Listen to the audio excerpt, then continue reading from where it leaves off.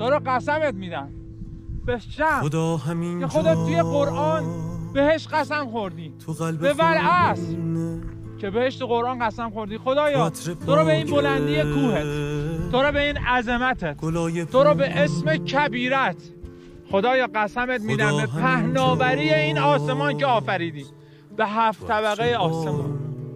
خدایا بچه‌هامون عاقبت بخیر، تو چشم خیسه خدایا عاقبت خودمون هم ختم بخیر، خدایا عاقبت دوستامون رو ختم بخیر کن. خدایا اونی که برای ما مقدر از خوبی ها دیدی، چون تو غیر از خوبی نمیبینی، خدایا خوبی ها رو برای ما ساده نعمت رو خدایا اینقدر بهمون نعمت بده که بهمون دادی غرق نعمت.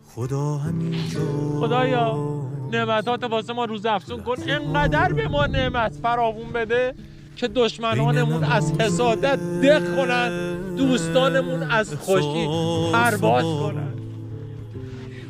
خدایا هرچی مریض شفا بده. خدایا به حق 5 تن آل 5 تن پدر و مادرمون رو رحمت کن، اونایی که زندن سایه‌شون رو بالا سرمون نگردان.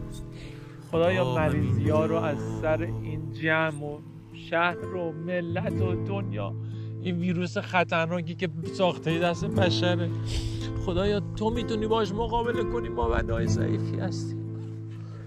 خدای قسم خدا همینجا به اسم جلالت دعای ما رو مستجاب